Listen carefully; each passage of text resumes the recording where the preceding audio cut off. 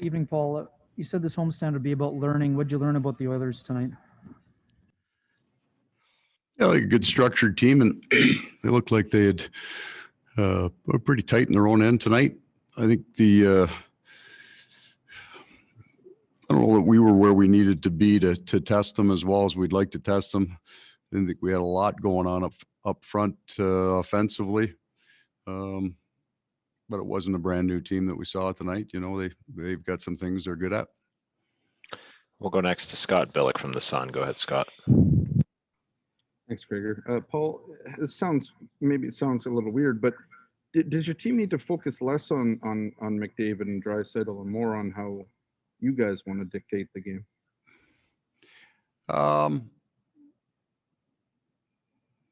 Yeah, I don't know if that's a recipe for any game that you play where you wouldn't focus on their best players. They would do the same to us. If I didn't think that that's the story of the game or the matchup. I mean, they've scored a bunch of goals against us. I thought we did a good job against them, but away from them, we didn't generate a whole hell of a lot, right? There wasn't, and I didn't think that we would. I thought it would be a real tight game. You know, 3 state penalties hurt us, just when you're grinding a little bit with your energy level.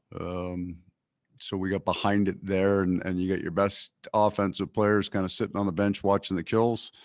And then it's a tight game. You're down 1 after 2 in a tight game. We'll go next to Sean Reynolds from Sportsnet. Go ahead, Sean.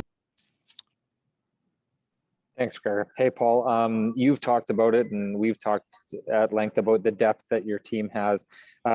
For us, it looks like on paper, this should be a team that your depth should be able to run wild against. What do you need to do to kind of unlock the depth on your team against this Oilers team? So I just wouldn't agree with that, John. You know, it's one of the elite power plays. So do we. They've got the 2 leading goal scorers. I'm not sure you're running wild on anybody's depth.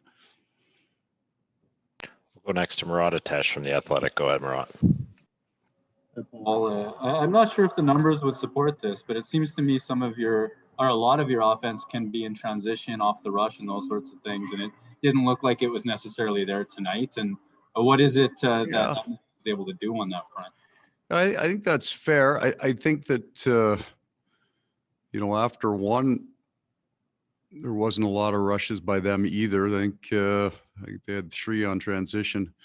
I thought we didn't move the puck particularly well. That's going to be a real key piece to it. But the rush game is going to disappear for just about everybody once playoffs start, right? That the rush game comes off, and it gets to be the grind at the net.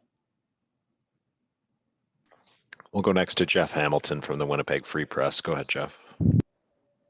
Hey, Paul, it's kind of a 2-part question. The first one being, you seem to have some real jump right at the start of the game, and I'm curious if something works for you there. Is it, and you're able to settle in for the game? Is it a different game for you? And secondly, is there something that Edmonton is doing? You know, it's easy to look at the games. It looked like it was a lot of success early on, and they've now have the last 4. Is there something they're doing differently, or are they changing their style of game, or is it just the wrong side of the puck? No, I think the games are going to get tighter. I think that's what's gone on. I don't, you know, we come in off on the first one off back-to-back and then go into that. That's the March run there that we had. And I liked our games in there. They were tight, but I liked our game. Yeah, I thought we had jump. Where I thought the game turned tonight is that we end up 6 minutes in the penalty box, and we do a good job on the kill. But you're running those guys like Lowry's line did a great job tonight. You're running those guys minutes on the kill, and you got, you know, I got Nicky on the bench. He's got about 8.5, 9 minutes through 2 periods, and he needs to get out there more to get into the flow and the rhythm. I thought we spent a fair amount coming into this, so I didn't think we had that sharpness, you know, off transition to get into holes to make plays. They played a good hard game. They looked rested. They looked focused, and again, we're down 1. We got to open it up a little bit into the second. We give up a power play goal, and that's the game. So I didn't feel that they generated anywhere near the offense that they had against us in the previous low-scoring games. So I'm more comfortable about what we gave up in the game. We just didn't get a whole lot going, and that's when you see offensive players that we have. That sometimes is how you look at our team. You know, you score some goals, but we're going to get to a point of the season here, and it's coming soon, where offense is not easy, and you've got to be a good defensive team, and it's going to turn on a penalty that you take. It'll turn on a block shot. It'll be a tight event game. I thought tonight we moved toward it.